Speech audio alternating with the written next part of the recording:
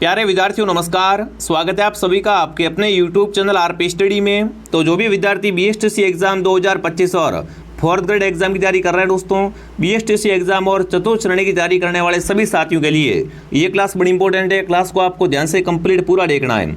आज हम दोस्तों राजस्थान जीके के इंपॉर्टेंट क्वेश्चन देखेंगे कि आपके एग्जाम में राजस्थान जीके से किस टाइप से क्वेश्चन आएंगे, कौन कौन से प्रश्न आपके मोस्ट इंपॉर्टेंट रहेंगे। तो चलिए साथियों क्लास का शुभारंभ करते हैं। क्लास का पहला ही क्वेश्चन आपके सामने पूछा है, राजस्थान के जिले जहां से कर्क रेखा गुजरती है। जैसलमेर जोधपुर, जोधपुर भरतपुर, बांसवाड़ा डूंगरपुर, जालोर बाड़मेर। तो दोस्तों राजस्थान में जो आपकी कर्क रेखा है वो कहाँ से गुजरती है? ये गुजरती है बांसवाड़ा और डूंगरपुर से। बांसवाड़ा और डूंगरपुर से क्या गुजरती है? राजस्थान में कर्क रेखा गुजरती है। सी ऑप्शन आपका राइट हो जाएगा। अगला प्रश्न दोस्तों आपके सामने, अरावली पर्वत श्रृंखला की दूसरी सबसे ऊंची चोटी। दोस्तों यहाँ पर आपको बताना अरावली की दूसरी सबसे ऊंची चोटी कौन सी है? कुंभलगढ़, नागपाड़, शेर या अचलगढ़। तो देखो अरावली की अगर आपसे बात करें कि अरावली की सबसे ऊंची चोटी है वो गुरु शिखर है। अरावली की सबसे ऊंची चोटी कौन सी है दोस्तों? गुरु शिखर। उसके बाद में दोस्तों अरावली की दूसरी सबसे ऊंची चोटी है वो आपकी शेर चोटी है। और ये कहाँ पर है दोस्तों? ये आपके सिरोही में। कौन सा उत्तर आपका सही रहेगा? सी ऑप्शन आपका सही रहेगा। अगला प्रश्न दोस्तों आपके सामने, राजस्थान में खारे पानी की सर्वाधिक झीलें किस जिले में है? मतलब कमेंट करना है यहाँ पर कि राजस्थान में खारे पानी की सर्वाधिक झीलें है ना, वो किस जिले में है वो आपको बताना है। जयपुर, जोधपुर, नागौर या बाड़मेर। तो यहाँ पर आएगा नागौर। नागौर में सर्वाधिक क्या है दोस्तों? खारे पानी की झीलें हैं। नागौर में क्या है सर्वाधिक? खारे पानी की झीलें। चलिए दोस्तों आगे बढ़ते हैं। राजस्थान की सबसे पवित्र झील, फटाफट कमेंट करेंगे। राजस्थान की सबसे पवित्र झील कौन सी है? कोलायत, सिलीसेड, नक्की या पुष्कर। तो राजस्थान की दोस्तों सबसे पवित्र झील है वो आपकी पुष्कर झील है। पुष्कर झील क्या है? सबसे पवित्र झील मानी जाती है। अगला प्रश्न आपके सामने पूछा है, राजस्थान के निम्न में से किस जिलों में बांका पट्टी फैली हुई है? बांका पट्टी कहो या कुबड़ पट्टी कहो, एक ही बात है। कहाँ पर दोस्तों है? भीलवाड़ा, नागौर, चूरू या सीकर। फटाफट कमेंट करेंगे। राजस्थान में कुबड़ पट्टी कहाँ फैली हुई है दोस्तों? ये फैली हुई है नागौर और अजमेर में। ठीक है ना, नागौर और अजमेर में क्या है दोस्तों? कुबड़ पट्टी फैली हुई है। क्या रहा है आपका उत्तर? रहेगा बी ऑप्शन आपका राइट रहेगा। जिसने भी दोस्तों क्लास को लाइक नहीं किया है, क्लास को फटाफट लाइक करें और क्लास को शेयर करें। अगला प्रश्न आपके सामने पूछा है, राजस्थान में सर्वाधिक पशुधन वाला जिला, मतलब सर्वाधिक पशु कहाँ पाया जाता है? बीकानेर में, बाड़मेर में, जैसलमेर में या नागौर में। राजस्थान में सर्वाधिक पशु दोस्तों हैं वो आपके बाड़मेर जिले में पाए जाते हैं। सर्वाधिक पशु कहाँ पाए जाते हैं दोस्तों? राजस्थान के बाड़मेर जिले में। अगला प्रश्न दोस्तों आपके सामने, ऊंट वध पर रोक अधिनियम है, ये राष्ट्रपति ने कब मंजूरी दी? दोस्तों यहाँ पर आपका अधिनियम कौन सा है? ऊंट वध रोक अधिनियम को राष्ट्रपति द्वारा कब मंजूरी प्राप्त हुई थी वो आपको बताना है। ऊंट क्या है दोस्तों? पालतू श्रेणी का आपका अपना पशु है, राज्य पशु है। ठीक है, ये आपको ध्यान रखना है। और दोस्तों ऊंट वध पर रोक है, इसको राष्ट्रपति ने कब मंजूरी दी थी? वो दोस्तों बिल्कुल आपकी दिसंबर 2014 में। दिसंबर 2014 में। सी ऑप्शन आपका सही है। अगला दोस्तों आपसे पूछा है, जयपुर डेयरी का पहला पशु आहार संयंत्र लगाया गया। जयपुर डेयरी का साथियों पहला पशु आहार संयंत्र है वो कहाँ लगाया गया? कालाडोरा में या दोस्तों आपके फागी में या चोमू में या सांबर में। बहुत इंपॉर्टेंट क्वेश्चन दोस्तों आपका, तो कालाडोरा में। जो भी ऑप्शन ए कमेंट कर रहा है शानदार कि जयपुर डेयरी का पहला पशु आहार संयंत्र कहाँ लगा था? कालाडेरा। अगला प्रश्न दोस्तों आपके सामने, ऊंट को राज्य पशु कब घोषित किया दोस्तों? ऊंट क्या है? अपने पालतू श्रेणी का राज्य पशु है। और ऊंट को राजस्थान का राज्य पशु है वो कब घोषित किया गया था? ये बच्चे को पता होना चाहिए। अरे बच्चे को पता होना चाहिए साथियों। राजस्थान में ऊंट महोत्सव कहाँ मनाते हैं? तो ऊंट महोत्सव बीकानेर में मनाते हैं। ठीक है, तो यहाँ पर आपका उत्तर हो जाएगा बिल्कुल 19 सितंबर 2014। 19 सितंबर 2014 को क्या हुआ था दोस्तों? ऊंट को राज्य पशु घोषित किया गया था। ठीक है, अगला सवाल आपके सामने, राजस्थान में बंजर और व्यर्थ भूमि है वो सर्वाधिक किस जिले में है? मतलब बंजर की बात करें, व्यर्थ भूमि वो सर्वाधिक कहाँ पर है? जोधपुर में, बीकानेर में, जैसलमेर में या बाड़मेर में। तो आपको पता है राजस्थान का सबसे बड़ा जिला जैसलमेर दोस्तों। यहाँ पर क्या है? सर्वाधिक व्यर्थ और बंजर भूमि है। सी ऑप्शन आपका सही हो जाएगा। अगला प्रश्न दोस्तों आपके सामने, राजस्थान में सर्वाधिक उत्पादित होने वाली फसल कौन सी है? राजस्थान में कौन सी फसल क्या है आपकी सर्वाधिक उत्पादित होती है? गेहूँ, ज्वार, बाजरा या मक्का। बताओ राजस्थान में सर्वाधिक कौन सी फसल उगाई जाती है दोस्तों? वो आपको बताना है। वो आपके रहेगा गेहूँ। गेहूँ क्या है आपकी सर्वाधिक उत्पादित होने वाली फसल है।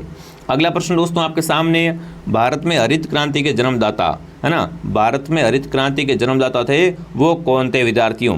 जो भी साथी बीएसटीसी एग्जाम की तैयारी कर रहा है साथियों, बीएसटीसी का पूरा कोर्स है वो आपको आरपी स्टडी ऐप में मिल रहा है, ठीक है ना। संपूर्ण आपको सभी विषय पढ़ाए जाएंगे, हर क्लास के बाद टेस्ट होगा, हर क्लास की आपको पीडीएफ मिलेगी। अब तक आपने कुछ नहीं पढ़ा है, अगर वो कोर्स लेके आप तैयारी करते हो तो आपका नंबर आराम से आ जाएगा। तो फटाफट आप आरपी स्टडी ऐप को ज्वाइन कर लो। और दोस्तों जो विद्यार्थी 4th ग्रेड एग्जाम की तैयारी कर रहे हैं, राजस्थान में चतुर्थ श्रेणी की तैयारी करने वालों के उन साथियों के लिए भी कोर्स है वो आपको आरपी स्टडी ऐप पे मिल जाएगा, तो वहाँ से भी आप ज्वाइन कर लो। कल से दोस्तों आपका एक क्लास है वो स्टार्ट होगी 4th ग्रेड में, ठीक है। तो फटाफट आप जिसने भी ज्वाइन नहीं किया वो ज्वाइन करके घर बैठे शानदार तैयारी करें। अब की बार दोस्तों गवर्नमेंट जॉब लेने का शानदार तरीका आपके सामने है, ठीक है, तो इसको ज्वाइन कर लेना। और बताओ यहाँ पर भारत में हरित क्रांति के जन्मदाता है वो कौन है? भारत में हरित क्रांति के जन्मदाता दोस्तों वो थे आपके बिल्कुल कौन? एस.एम. स्वातिमान।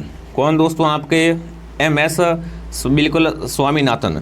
चलिए दोस्तों आगे बढ़ते हैं। अगला प्रश्न आपके सामने, काजरी शोध संस्थान कहाँ पर है? जोधपुर, जयपुर, जैसलमेर, बीकानेर। एक काजरी एक आफरी, दोनों इंपॉर्टेंट है।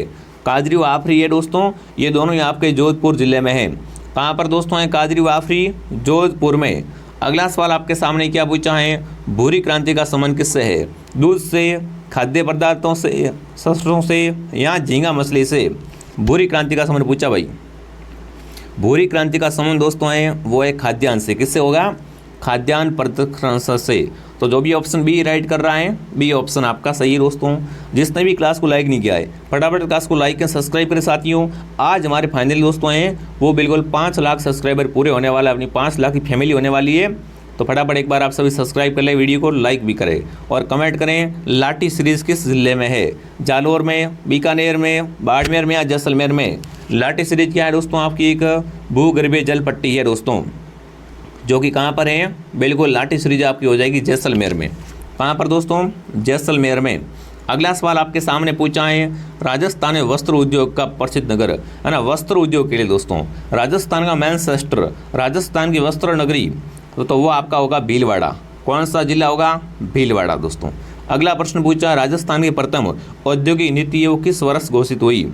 चलिए बताइए भाई, राजस्थान की पहली दोस्तों औद्योगिक नीति है, इसको किस वर्ष घोषित किया गया था वो आपको यहाँ पर बताना है। तो राजस्थान की प्रथम उद्योग नीति दोस्तों इसको घोषित कब किया गया था? वर्ष 1978 में। वर्ष 1978 में, सी ऑप्शन सही है। अगला प्रश्न पूछा, संत पाबूजी के शिष्य है दोस्तों। पाबूजी है वो राजस्थान में ऊँटों के देवता हैं, ऊँटों के देवता। मारवाड़ में सर्वप्रथम ऊँट लाने का श्रेय है वो पाबूजी को दिया जाता है दोस्तों, ठीक है। और पाबूजी के शिष्य कौन होते हैं? रेबारी जाति। रेबारी या राई का जाति क्या होती है? पाबूजी की अनुयायी होती है। अगला सवाल दोस्तों आपके सामने क्या पूछा है? जिला जिसमें लोक देवता रामदेव जी की समाधि है दोस्तों। देखो रामदेव जी की जन्म अगर बात करें, रामदेव जी की जन्म स्थली है वो दोस्तों आपका बाड़मेर जिला है, और पर समाधि है वो इनकी जैसलमेर में, ठीक है ना। रामदेव जी की समाधि स्थल है वो आपका रोनीचा जैसलमेर, जहाँ पर क्या बढ़ता है दोस्तों? मारवाड़ का कुंभ मेला, जिसे रामदेवरा मेला कहा जाता है, वो बढ़ता है। तो ऑप्शन आपका सी आपका सही रहेगा साथियों, ठीक है। आगे बढ़ें, अगला सवाल देखते हैं। अगला प्रश्न आपसे पूछा है, सुगन चिड़ी को किस लोक माता का स्वरूप मानते हैं? सुगन चिड़ी को किस लोक माता का स्वरूप माना जाता है? स्वाज्ञा माता, नागणेशी माता, आवड़ माता या शीतला माता? तो दोस्तों सुगन चिड़ी है वो क्या है? वो आवड़ माता का स्वरूप है। सुगन चिड़ी क्या है आपकी? आवड़ माता का स्वरूप। अगला सवाल आपके सामने पूछा है, जहार पीर के नाम से कौन से लोक देवता जाने जाते हैं? राजस्थान में जहार पीर है ना, वो किस लोक देवता को कहा जाता है दोस्तों? तो जहार पीर है वो गोगा जी को कहा जाता है।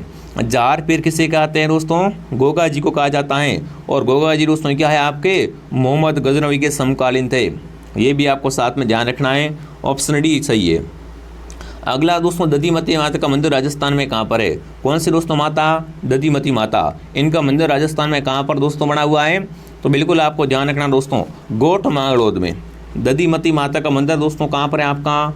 गोठ मांगड़ोद। आप कहोगे गोठ मांगड़ोद कहाँ पर है, पहले तो ये बताओ, है ना। गोठ मांगड़ोद है दोस्तों वो आपका हो जाएगा नागौर में। बहुत अच्छा क्वेश्चन है, बहुत सिंपल क्वेश्चन है, आई होप आपको याद हो गया होगा। तो ध्यान रखना, दधिमती माता का मंदिर आपका गोठ मांगड़ोद नागौर में। अगला सवाल आपके सामने, राजस्थान में उंदरिया पंथ किस में प्रचलित दोस्तों है? उंदरिया पंथ की अगर बात करें दोस्तों, ऊंदरिया पंथ है वो किस में दोस्तों है, तो ये बिल्कुल भीलों में। ऊंदरिया पंथ का संबंध किससे है, भीलों से हो जाएगा। अगला सवाल आपके सामने क्या पूछा है, अलखिया संप्रदाय की स्थापना किसने की दोस्तों। राजस्थान की बात करें ना, राजस्थान में अलखिया संप्रदाय की स्थापना करने वाले कौन थे, तो वो दोस्तों आपके थे लालगिरी, स्वामी लालगिरी दोस्तों। इन्होंने क्या किया था, राजस्थान में अलखिया संप्रदाय की स्थापना की थी। अगला लोद्रवा प्रसिद्ध दोस्तों, लोद्रवा है वो किसके लिए प्रसिद्ध दोस्तों है, जैनियों के लिए, सिखों के लिए, जाटों के लिए, राजपूतों के लिए। लोद्रवा प्रसिद्ध दोस्तों है, लोद्रवा है किसके लिए प्रसिद्ध दोस्तों, ये जैनियों के लिए है। लोद्रवा किसके लिए है, जैनियों के लिए प्रसिद्ध दोस्तों। गलियाकोट का उर्स है वो किस जिले में बढ़ता है, लो बताओ भाई, गलियाकोट का उर्स किस जिले में आयोजित होता है, तो गलियाकोट आपका स्वयं कहाँ पर है, डूंगरपुर में। यहीं पे क्या बढ़ता है, गलियाकोट का उर्स बढ़ता है। अगला सवाल, तारकिन का उर्स कहाँ बढ़ता है, चलो बताओ भाई। अगला क्वेश्चन आपसे क्या पूछा है, तारकिन का उर्स बढ़ता है, तो तारकिन का उर्स दोस्तों है ये बिल्कुल आपका बढ़ता है नागौर में। कहाँ बढ़ता है साथियों, नागौर में। डी ऑप्शन आपका सही है। अगला प्रश्न दोस्तों आपके सामने, चौंप नामक आभूषण पहना जाता है, लो जी भाई साहब, आभूषणों से क्वेश्चन पूछा है। जिसने भी दोस्तों RPSTD से कोर्स परचेस नहीं किया है वो फटाफट कोर्स को परचेस कर लेवे और घर बैठे शानदार तैयारी करे, ठीक है। और चौंप आभूषण दोस्तों हैं ये बिल्कुल आपका दांत का आभूषण है। चौंप है, रकन है, ये क्या है आपके दांतों के आभूषण।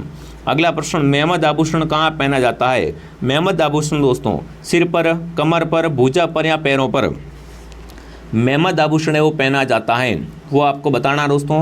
तो मेहमद क्या है आपका, सिर का आभूषण है दोस्तों। मेहमद क्या है आपका, सिर का आभूषण है। अगला प्रश्न आपके सामने पूछा है, निम्न में से कौन से स्थान पर इतिहास में जोर होने का उल्लेख नहीं है। इनमें से ऐसा कौन सा स्थान है जहाँ पर आपका जोर का उल्लेख नहीं मिलता है, तो वो आपका सिरोही। सिरोही में क्या है दोस्तों, इतिहास में कोई भी जोर का उल्लेख है वो नहीं मिला है। ऑप्शन डी आपका सही है। अगला प्रश्न, राजस्थान में दानचंद चोपड़ा की हवेली कहाँ पर है, राजस्थान में बताना है दानचंद चोपड़ा की हवेली। राजस्थान में दानचंद चोपड़ा की हवेली है वो आपकी सुजानगढ़ में। कहाँ पर दोस्तों है, सुजानगढ़ में। अगला प्रश्न आपके सामने, जोधपुर किले में पुस्तक प्रकाश पुस्तकालय की स्थापना किसने की दोस्तों।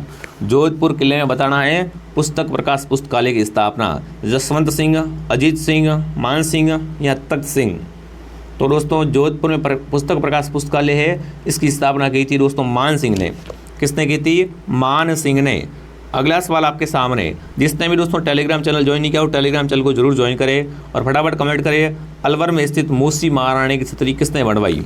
अलवर में क्या बनी हुई है, मूसी महारानी की छतरी। और ये छतरी किसने बनवाई थी दोस्तों, ये बनवाई थी किसने, महाराजा विनय सिंह ने, विनय सिंह द्वारा बनाई गई थी। ऑप्शन डी आपका राइट है। अगला प्रश्न दोस्तों पूछा है, शेखावटी ब्रिगेड का मुख्यालय, शेखावटी ब्रिगेड का मुख्यालय कहाँ पर है, सीकर, डूंगर, झुंझुनू, खेतड़ी या फतेहपुर।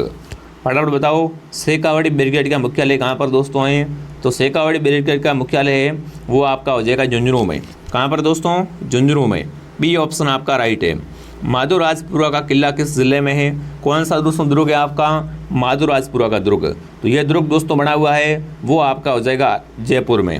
माधोराजपुरा का दुर्ग कहाँ पर है, जयपुर। उत्तर आपका राइट रहेगा। जो भी प्यारे साथी जयपुर बता रहे हैं बिल्कुल आपका उत्तर राइट है।